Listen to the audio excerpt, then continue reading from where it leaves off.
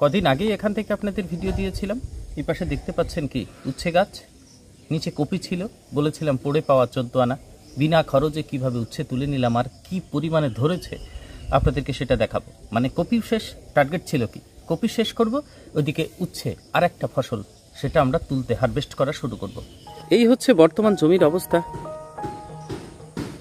নিচের কপি শেষ, প্রায় শেষ, আর একদিন বা দুদিন কাটা যাবে। তো গাছের অবস্থা দেখতে পাচ্ছেন, গাছে একটু সারের অভাব আছে। তো বৃষ্টি হয়েছে, নিম্নচাপ চলছে, মানে ঘূর্ণবর্ত চলছে, তো এখানে মাটিটা ভেজা আছে। সারটা দিলে খুব তাড়াতাড়ি খাবে, এই জন্য সারটা আজকে দিয়ে দেবো, দিয়ে মাচাটা খুব তাড়াতাড়ি এইরকম ভরিয়ে নেব।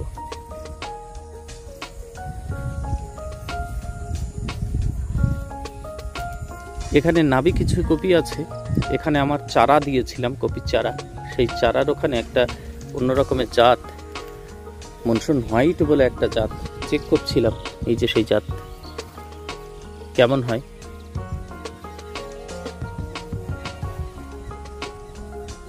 আসুন এবার নিচে যাই, নিচে গিয়ে আপনাদেরকে দেখাবো কেমন ধরেছে করলাটা। এই লতাগুলো উপরে আমাদের তুলে দিতে হবে প্রচুর পরিমাণে। এই যে জালিগুলো ঝুলছে, আর আস্তে আস্তে আপনারা ফলো করুন। এই দেখুন উচ্ছেগুলো, আর একটু পিছনে এই গাছটাতে দেখুন, প্রত্যেকটা গাছে কি পরিমাণে ধরেছে আপনারা দেখলে বুঝতে পারবেন। এই দেখুন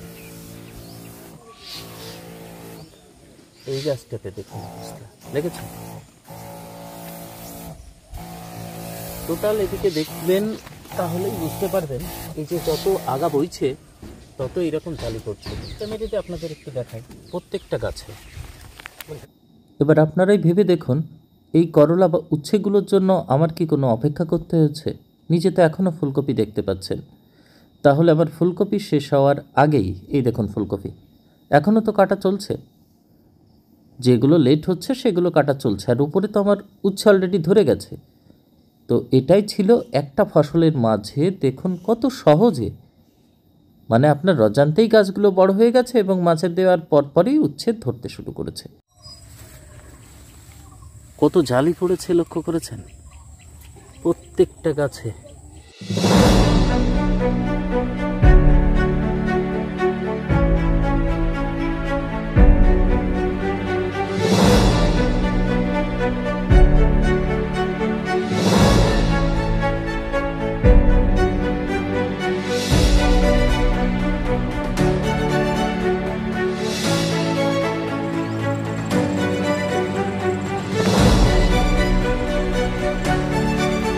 দেখুন তার পাশের গাছে একটা গাছও আপনি বাদ দিতে পারবেন না। ওহ কি অসাধারণ! এখানে 1 2 3 4 5 6 7 এইটুকু জায়গার ভিতরে 7টা ঝুলছে। তো আস্তে আস্তে তার পাশে সরাবো। দেখুন প্রত্যেকটা গাছে বিভৎস পরিমাণে ধরে আছে। পরের মাচাতে দেখাই, এখান থেকে দেখতে শুরু করুন। এই দেখুন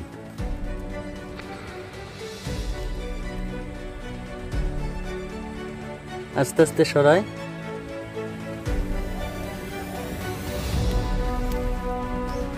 এগুলো তো নতুন জালি।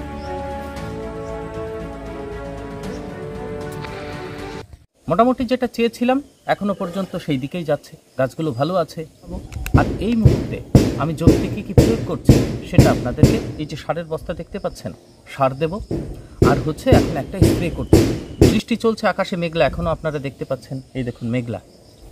আবহাওয়াটা পরিষ্কার আছে, সকাল 8টা বাজে। তো এখন আমরা ওষুধ এবং সার জমিতে দিয়ে কমপ্লিট করছি। তো কথা হচ্ছে কি সার এই মুহূর্তে আমরা জমিতে দেব আর কোন ওষুধ স্প্রে করব সেটাই আপনাদের সঙ্গে তুলে ধরব। ওষুধ দিচ্ছি সেটা আপনাদেরকে দেখাচ্ছি। তো প্রথমে সারের কথা বলি। এর আগে পরিচর্যাটা আপনাদের দেখিয়েছিলাম, সেখানে জৈব সার দিয়েছিলাম, কিছু রাসায়নিক সার দিয়েছিলাম, আর এইবার টোটালি রাসায়নিক সার দিচ্ছি। হ্যাঁ অসুবিধা নেই, তুমি আসতে দাও। তো এখন টোটালি রাসায়নিক সার দেবো, কারণ আমাদের গাছে ফল চলে এসেছে প্রচুর, গাছে খুব তাড়াতাড়ি জোর দরকার। আগে তো আমার অর্গানিক যে সার, জৈব সার, সেটা তো দেওয়া আছে। তো এখন আমাদের যখন ফুলজালি চলে এসেছে গাছে, গাছের লতাটাকে আরও ছোটাতে হবে, তাড়াতাড়ি ছোটাতে হবে, লতাটা যেন চিকন না হয়ে যায়, তাহলে কিন্তু আপনি ফলনটা কম পাবেন। সেই জন্য আমাদের এখন রাসায়নিক সারের দিকে যাচ্ছি। তো রাসায়নিক সার হিসাবে 14-35-14 এনপিকে 14-35-14 করমণ্ডল কোম্পানির 14-35-14 ব্যবহার করছি। দানাটা কেমন সেটা আপনার দেখায়। সুন্দর দানা পাওয়া গেছে, ছোট ছোট দানা। তাহলে যখন ছেটাবো কভারেজটা খুব ভালো হবে। মানে ছোট দানা, বড় দানা হলে কি হবে, একটা দানা এক জায়গায় পড়তো, আর সেই একটা দানা ভেঙে যদি আমার 4-5টা দানা তৈরি হয় এরকম ছোট ছোট, ছড়ানোর সময় সুষমভাবে সমস্ত জায়গায় দেওয়া যায়। তো ভালো দানা আছে। তো এই করমণ্ডলে 14-35-14 14% নাইট্রোজেন, 35% ফসফরাস আর 14% পটাশ আপনারা এই সময় দিতে পারেন। অথবা আরেকটা দিতে পারেন 12-32-16। শিকড়ের কাজটাও হয়, গাছের পটাশের চাহিদাও হয়, আবার বৃদ্ধির জন্য নাইট্রোজেনের চাহিদাটাও পূরণ হবে। এই মুহূর্তে কিন্তু আপনারা ডিএপি দেবেন না, তাহলে অতিরিক্ত জোর হবে, কারণ গাছে ফল রয়েছে। এই ফল মুহূর্তে ডিএপি আপনারা গাছে দেবেন না। তো এই 14-35-14 কতটুকু দেব, এক বস্তা এখানে নিয়ে এসছি। জমি এখানে আমার 15 কাঠা। 15 কাঠা জমিতে যতটুকু লাগে মোটামুটি একটা টার্গেট আছে 20 কেজি মতো দেব। 20 কেজি ছেটাবো। এইবার আসি স্প্রে যেটা করা হচ্ছে, ছত্রাকনাশক এই মুহূর্তে মাস্ট। এর আগে যেটা দিয়েছিলাম দেখবেন ভাইরাস, ছত্রাক এবং ব্যাকটেরিয়া মারার জন্য একটা ওষুধ দিয়েছিলাম। তো এবার সেটা আর দিচ্ছি না, সেটা জৈব ওষুধ ছিল। কে লিঙ্কের একটা প্রোডাক্ট ছিল ভাইরোব্যাক্ট, আর একটা ছিল কে রিপিল, আর একটা ছিল পিজিপি। আপনারা দেখতে পারেন সেই ভিডিও, যেটা দিয়ে আমরা মাথা কার্লিং ঠেকানোর জন্য চেষ্টা করছি। এখনো পর্যন্ত গাছ ভালো আছে। তো এই মুহূর্তে আমাদের এই যে যেটা 4 দিন বাদে দেওয়ার কথা ছিল, আজকে মনে হয় 6-7 দিন হয়ে গেল, বৃষ্টির কারণে দিতে পারিনি। তো দেরি হলেও তড়িঘড়ি করে দিয়ে দিচ্ছি, সেটা হচ্ছে ছত্রাকনাশক। এটা দেখতে পাচ্ছেন কার্জেড M8, এই যে কার্জেড M8। দাম একটু বেশি নাই, কর্টেবা কোম্পানির 180 টাকা মতো দাম নেয়। দেখতে পাচ্ছেন কার্জেড M8। এই যে আলু, শশা, তারপরে আপনার টমেটো, তারপরে করলা, এই জাতীয় ফসলের জন্য এই কার্জেড M8 খুব ভালো কাজ করে। এটা কর্টেবা কোম্পানির। আর এর ভিতরে যে দুটো টেকনিক্যাল দেওয়া আছে, একটা হচ্ছে সাইমাক্সোলিন আর একটা হচ্ছে ম্যাঙ্কোজেব। ভালো করে দেখুন, সাইমক্সিলিন, ম্যাঙ্কোজেব। সাইমক্সিলিন 8% আছে, ম্যাঙ্কোজেব 64% আছে। তো ম্যাঙ্কোজেবের সঙ্গে সাইমক্সিলিন, এই যে আবহাওয়াটা চলছে, শরৎ গেছে, হেমন্ত, এই হেমন্ত অর্থাৎ রাতে আপনার ঠান্ডা পড়বে, কুয়াশা পড়বে, মাঝে মাঝে বৃষ্টি হবে, এই রকম সময় সাইমক্সিলিন টেকনিক্যালটা খুব ভালো কাজ করে। তো এটা 8% আর 64% কম্বিনেশনে দেওয়া আছে। প্রতি লিটারে কতটুকু দেবেন? প্রতি লিটারে আপনারা মোটামুটি 30 গ্রাম করে দেবেন, 30 থেকে 35 গ্রাম। সুন্দর করে কোম্পানির সিল প্যাক দেওয়া থাকে, এই দেখুন দুপাশেই একদম সিল প্যাক, অর্থাৎ নকলের কোনো কথাই আসে না, সুন্দর প্যাকেট করে আসে। 100 গ্রাম ভিতরে এই প্যাকেটটা থাকে, তার উপরে দেখুন এত সুন্দর একটা শক্ত কাগজের দেখুন একটা এইরকম চৌকো একটা প্যাকেট থাকে। এই উচ্ছেগুলো তুলেছি দেখুন, প্রথম বাজারজাত করব। একদম ওপর থেকে নিচ পর্যন্ত কোনো বাছাই নেই, সব এইরকমই উচ্ছে আছে। তো এই ফাঁকে বাংলাদেশ চাষি ভাই আপনারা কী দেবেন? বহু ওষুধ পাওয়া যায়, সানক্সিলিন দেখছেন, মাইক্রা অটোক্রপের, তারপরে ম্যাঙ্কোসিল আছে। তাহলে বারে বারে আমাদের যেহেতু বৃষ্টি হচ্ছে, বারে বারে তো আলাদা করে ওষুধ দেওয়া যায় না, কীটনাশক দিতেই হবে। তো কীটনাশকের জন্য আমরা দেখুন ব্যবহার করছি একটা দামি ওষুধ, সেটা হচ্ছে এটাও কর্টেবা কোম্পানির ডেলিগেট, ওটাও কর্টেবা, এটাও কর্টেবা, ডেলিগেট ব্যবহার করছি। এর ভিতরে কি আছে? স্পাইনোটেরাম 11.7% এসসি ফর্মে আছে। এই স্পাইনোটেরাম এটা কিন্তু খুব একটা দামি টেকনিক্যাল। তো এটা দিলে আমার মোটামুটি চোষক পোকা, প্রধানত চোষক পোকা চলে যাবে, সঙ্গে মাকড়, তারপরে আপনার যে সমস্ত সাকিং পেস্টগুলো রয়েছে, চোষক পোকা মানে সাকিং পেস্ট, মাকড় থেকে শুরু করে একটু সাদা মাছি টাছি সমস্ত কিছুই মোটামুটি এই ডেলিগেটে আপনার নিয়ন্ত্রণ হবে। দাম বেশি নাই, তবু এটা আমি 20 ml ছিল, 20 ml ব্যবহার করছি মোটামুটি 22 লিটার জল, 22 থেকে 23 লিটার জলে ব্যবহার করব।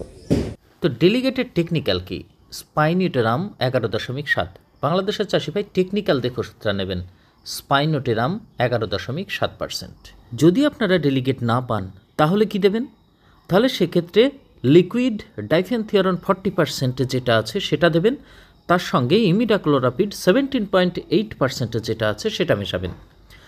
এর কথা হচ্ছে এটা কি বিক্রিয়া করে? যদি বিক্রিয়া করে সেটাও আপনাদেরকে দেখিয়ে দেবো, একদম গোলানোর সময় দেখিয়ে দিচ্ছি বিক্রিয়া করে কি। তারপরে আপনি নিরাপদে, আমি পরীক্ষা করছি, আপনি নিরাপদে জমিতে দিতে পারেন। তো চলুন এবার পরীক্ষাটা দেখি।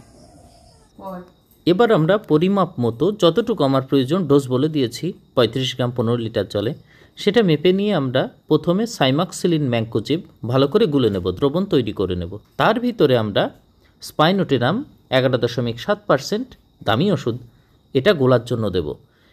এবার যদি বিক্রিয়া করে তাহলে বুদবুদ উঠবে, জল গরম হবে, অথবা ছানা কেটে যাবে একদম, মানে জলে দেখবেন ভাসছে, ছানা ছানা হয়ে ভাসবে, তাহলে বুঝবেন বিক্রিয়া করছে। তাহলে এখানে বিক্রিয়া করার কোনো সম্ভাবনাই নেই। এরপরে দেখুন আমরা যখন ঘুটব এবং হাত দিয়ে দেখব কোনো কিছুই হয়নি, অর্থাৎ আপনারা নিরাপদে এটা ব্যবহার করতে পারেন। এবার আপনার এই দ্রবণটুকু চার্জারে নিয়ে সুন্দর করে বিকালের দিকে মোটামুটি 4টের পরে ভালো করে পাতাটা মেশিনে মাথাটা একটু ঘন ঘন ঘোরাবেন, তাহলে সমস্ত জায়গায় পাতার উপরের পাশে নিচের পাশে ওষুধটা ভালোভাবে প্রয়োগ হবে। তো এই ছিল আজকের ভিডিও। যদি ভালো লাগে তাহলে চ্যানেলটিকে সাবস্ক্রাইব করে রাখবেন। উচ্ছে চাষের পরিচর্যা পরে এর পরের ধাপে কী করব একদম টোটাল আপনাদের সঙ্গে তুলে ধরবো। ভালো থাকবেন। সম্পূর্ণ ভিডিওটা দেখলেন তার জন্য অসংখ্য ধন্যবাদ। পরের ভিডিওতে আবার দেখা হবে।